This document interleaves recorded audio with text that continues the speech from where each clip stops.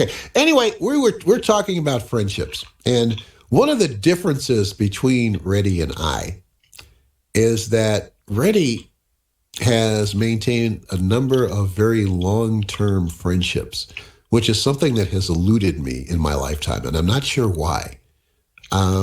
Maybe I'm just an antisocial goof. I have no idea.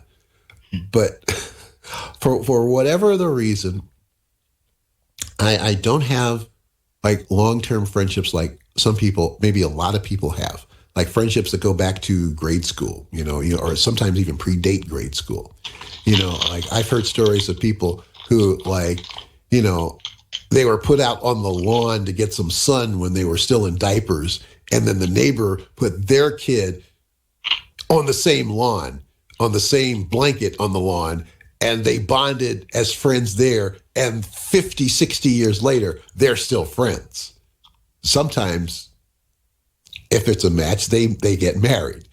I've heard of that. I mean, these things happen. For me, I don't know why, and partly because we moved several times when I was growing up, I was never in one neighborhood at one house for a long time, except for when I was almost in high school. And then the longest time, it was about maybe 6 years, and then I was off to college. So that might have something to do with it, changing schools, changing neighborhoods, changing houses. And Reddy, I think you were pretty much in one place, weren't you, for most of your childhood? Yeah, from about fifth grade, fourth or fifth grade on, I went to, the rest of grade school, and I went to an all-girl Catholic high school, so I still knew them. We all went to the same high school. There were only 125 graduating in the whole, grade or the graduation class, and then we stayed. Even when we went to different colleges and stuff, we stayed in touch, and we went to dances. With their boyfriends and my boyfriends and stuff like that. So we stayed in touch for all those years, and we still meet for lunch, and we all live, and we all turned out to live within just a few miles of each other where we live now, and we're just as close as ever. I lost a couple of my best friends who had passed, but they're still at least. And there were only 25 in my own class, and we still have like 7 or 8 people, which is when you think about it. Yeah. And that I didn't think as much about that. The fact that your class was so small, so it allowed for easier closeness, that way. My high school graduating class was 400 people. Oh, I know. Yeah. And nobody can believe it. That school was that small, but it was. Sure. Yeah.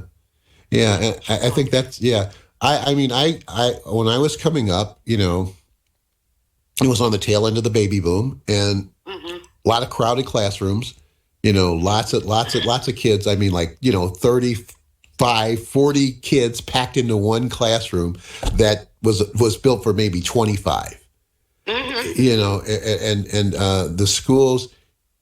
What did they used to call them? There was a guy who was the superintendent of Chicago schools. His name was Willett, and the schools had these like trailers outside of the schools for additional classrooms, and people would refer to them as Willett wagons. I don't know if you remember that, but I do from when I was a kid, and so those. For some reason, those wagons became associated with kids who weren't learning at the same pace as others. Sure. And which was weird because, I never saw that connection at all. But for some reason, it was like if you were in a Willett wagon, you weren't as smart as the other kids, which was stupid. I didn't get that. But I did, because of, bouncing around from different schools to different schools, we moved several times. I didn't have those long-term friendships. And plus, I don't know that if I'm wired for that sort of thing, because, because, I was one of 6 kids. And Yeah. and I think our upbringing was like basically, oh, let's get this over with so we can all find our own spaces. You know, I really, I mean, and it literally has become that where we've all found our own spaces, and and we like our own spaces, and we're not terribly close as a result. And frankly, well, we won't go into gory details here, but there was a period in my grade school life that I remember very fondly, and that's the years that I was at James Madison Elementary School on 74th and is it Dorchester, I think, and those years from fourth grade through eighth grade, I remember very fondly, and those are the years that I reflect back on, and I think about the friends that I had during those years. I mean, they're not like now. You mentioned that you have friends from way back, from grade school, and you're still in touch with them. I don't, as I mentioned. But when I think back on grade school, I think about those years at Madison Elementary, and I wish that I was still in touch with some of those guys. Yeah. Because there were three guys that I remember I used to hang out with, and I think we all might have met, or most of us might have met, in fourth grade. There was Tyrone. Tyrone's last name escapes me, and there was Michael, who was kind of a bigger kid. Back then, you would say fat kid. Kind of sucks. What can I tell you? And he had really, we called him Juicy Jaws, okay, because he just had this round cherubic face and high cheekbones, and she just naturally thought Juicy Jaws, right? So I knew Tyrone and Michael from fourth grade on. And then I believe it was in sixth grade that Carl came in, Carl Williams. And so the four of us used to hang out all the time. And, we would get together, at school, and we, hang out during recess and stuff. We'd, throw a softball around or whatever, play ball.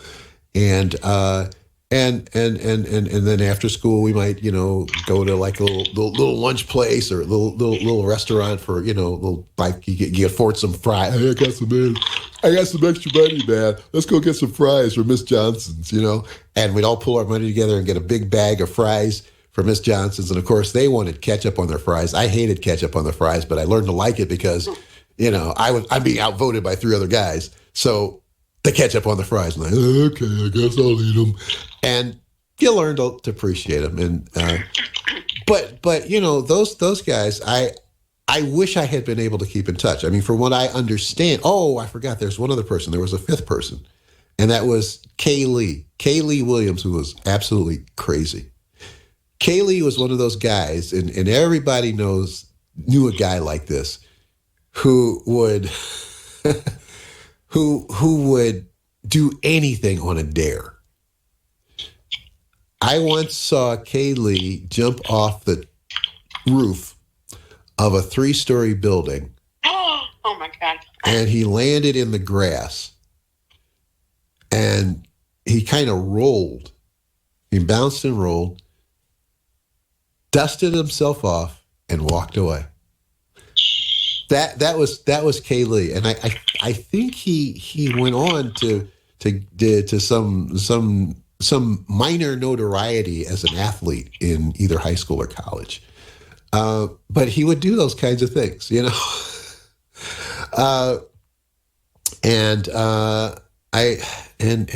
Carl Williams was like the smartest guy I knew.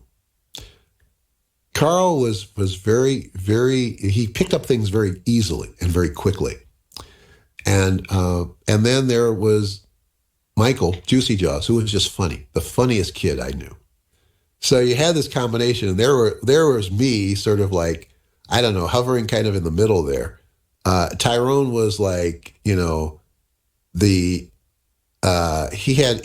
had a quick wit about him. He wasn't as funny as Michael, but he was just as clever, if that makes any sense, And those guys were a blast to hang out with. But when I went to high school, I went to a different high school than the one that they went to, and I think a couple of them, none of them went to the same high school, And so that's kind of was the end of those friendships, unfortunately.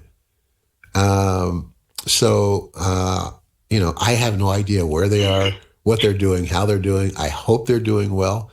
But you, on the other hand, you have your friends that you could call up now. Oh, absolutely. Yeah. Yep. Yeah. And the irony of the schools were when I was in 5th grade, which was when I moved from the first place I lived in and was almost born in, I actually, we were in 5th grade together, and it was a Catholic school, so there were, nuns there, and there were 55 students in the room. So I went to a high school where there were only 25 in my room, and in 5th grade there were 55. 55 students. Nuns, I don't know how they did it. Yeah. And what I saw, because I was actually in Catholic school for kindergarten and 1st grade, and I swear I got more religious education in those 2 years, just those first 2 years, because it was public school after that, because my parents divorced, and it was kind of a financial burden to continue in Catholic schools. So I was in public schools from 2nd grade on. For 2nd and 3rd grade, I went to this school. It was Revis Elementary School. It was on the fringes of Hyde Park, and then we moved from there to 76th Place, and that's where I was at Madison from 4th grade through 8th grade, and then I went to South Shore High School and graduated from there in 1976, y'all. Okay, the bicentennial year.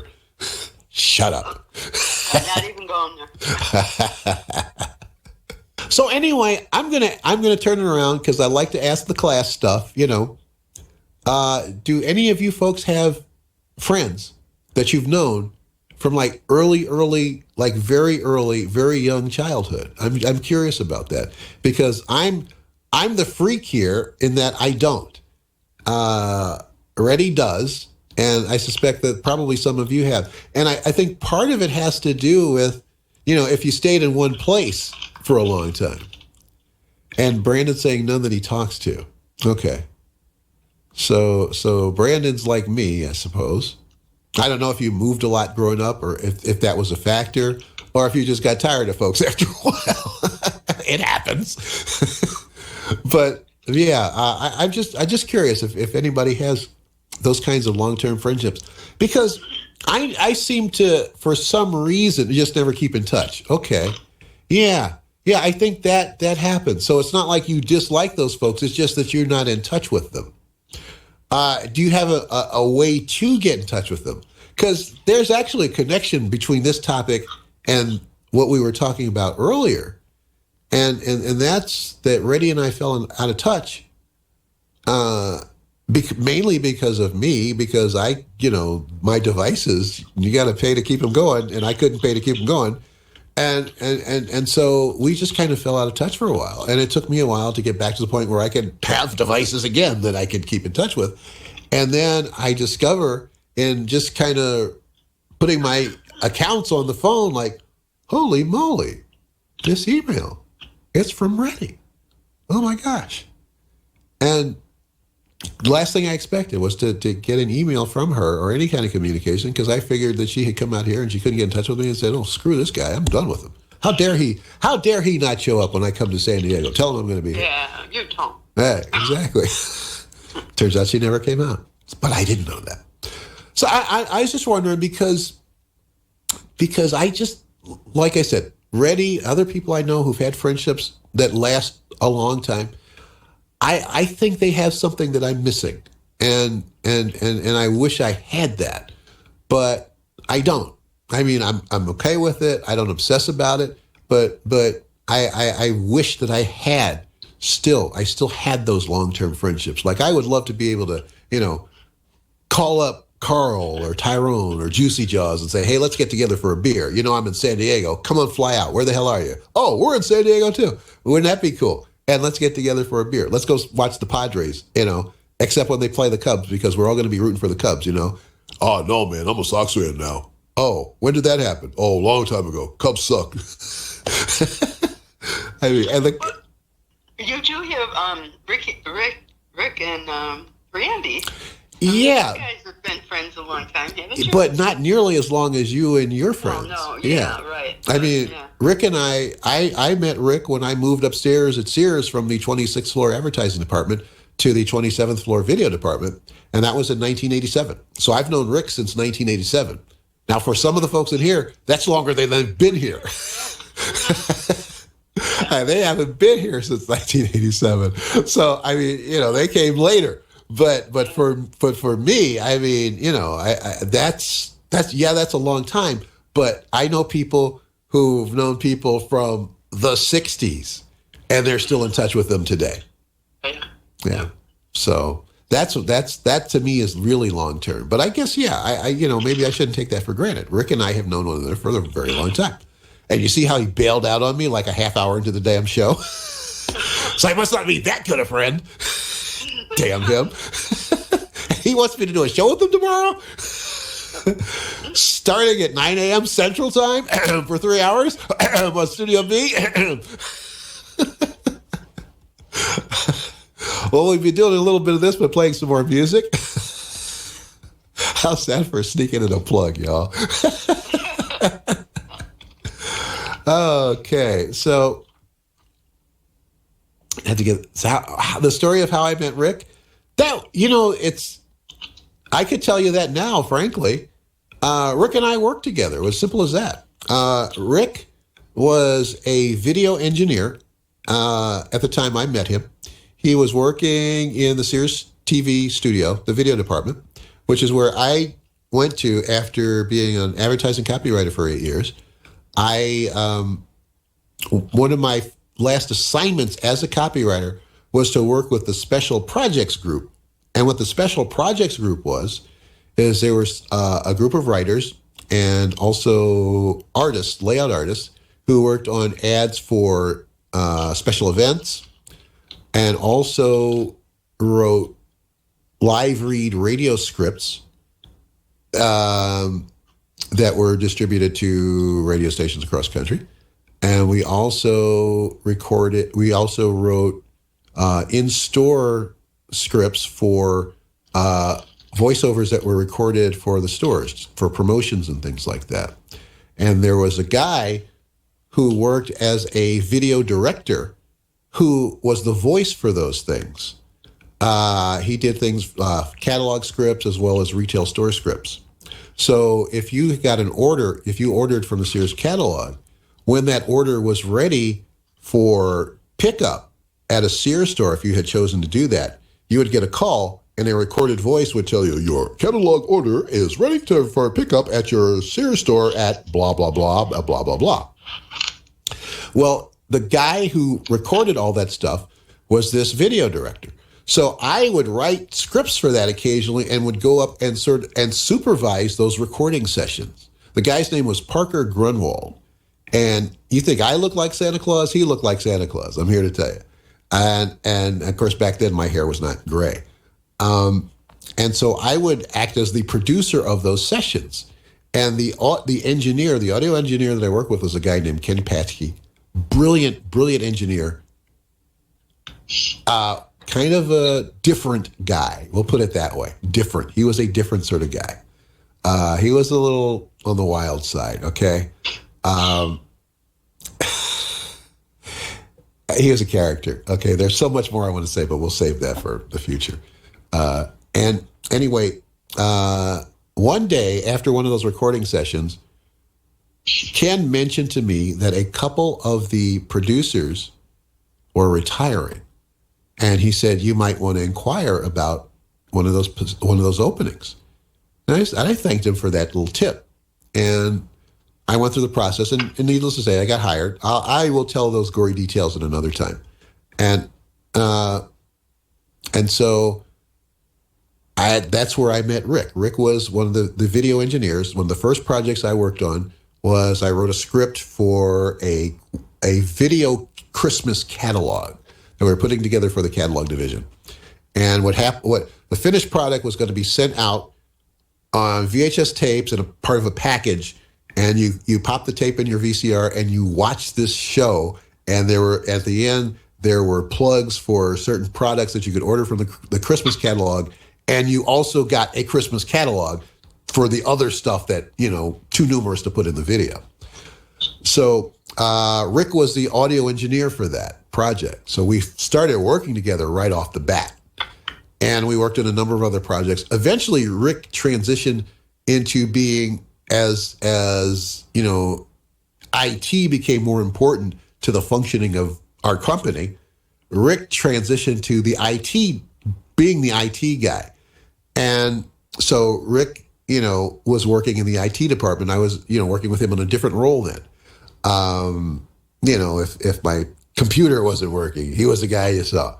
And of course, he would want you to, you know, fill out a request and put it in the inbox for the, you know, he didn't want you to just walk in and say, hey, Rick, can you do this for me? He wanted to formalize the process, and he had it down to a system, a science, you know, ex-military guy, you know, protocol, procedures. There are procedures, you know, you have to go through. But, you know, when he wasn't being the rigid IT guy, he was a funny guy. I mean, he was a funny guy. You could talk to him about anything, and you know, he was into music. He, you know, I found out that he was a former drummer and everything. He loved the blues and Motown, and so we started bonding on that level. And also because of my geek interests, we bonded on that level. He was running his own bulletin board service, and you know, which of course precursor to the internet and the World Wide Web. And I used to get software from his BBS. And he then started doing internet radio in, I think it was 1999, on Live 365 when it started out. It was free. And he's been doing internet radio ever since. He sent me an email because after I was downsized from Sears, there was a guy who put together a group, an email group of former Sears folks, and we kept in touch that way. So he got my email address through the group, and he sent me an email. He said, hey, would you ever consider doing internet radio? I think you'd be good at it. I remember some of the Christmas skits you used to put together, and they were funny and fun. And he said, I think you might enjoy this. I thought about it, and I started, and of course, the rest, as you say, is history. And that's why I'm here. And I just noticed I got 4 minutes left. So time to start transitioning to the DJ Slim Shaky show, which follows immediately on these same airwaves. How's that for an intro, Brandon? I'm recording the show if you want that. I can just snip the clip out for you. Or maybe you don't. I don't know. Okay, so this has been fun once again. I just start and I don't know where it's going to go, how it's going to stop. I mean, talking and bringing Redi in was kind of a spur of the moment thing. We had talked about it beforehand, and then we were trying to work out a way how best to do it. And it just kind of hit me, let's just do it this way. Because I saw her text and I thought, well, you know what? Is she lurking? Is she listening? Did she get in somehow? And so I just thought I'd call her, and this is what happened. And Redi, thank you very much. I really thank you for your, being willing to talk openly about this stuff. I really do appreciate it. I think it added everything to the story. I appreciate that you asked me. It was very much fun for me. Good. I'm glad. Yeah, absolutely. However, you realize I'm going to be hearing Big Sheet for the rest of my life. Oh, yeah. Even my family knows now. I know. You told me that. I can't believe that. I'll be calling you that soon. I'm sure. Oh, my life is going to be miserable from here on. No, it's not. No. My life has been wonderful since you came back into it. I mean, really, you just turned everything around. I can't thank you enough for the difference you've made for me. I mean, this has been me too, for sure. This has been fantastic, and the answer to prayers. Yeah, it has been. My gosh. Gosh. Well, thank you, Redi. Thank you again. And you're welcome. Okay. And I want to. Everybody, it was nice meeting them. Oh, you just did. You just did. Oh, okay. It was nice meeting you. Okay, and I'm gonna step aside now, and Brandon's taking over. Thank you all again. I really do appreciate it, and obviously I'll see you next week. I don't know what I've got up my sleeve for next week yet, but it'll be something. Thank you, Brandon. Let me know when you're ready. I won't cut out too soon on you like I did last time.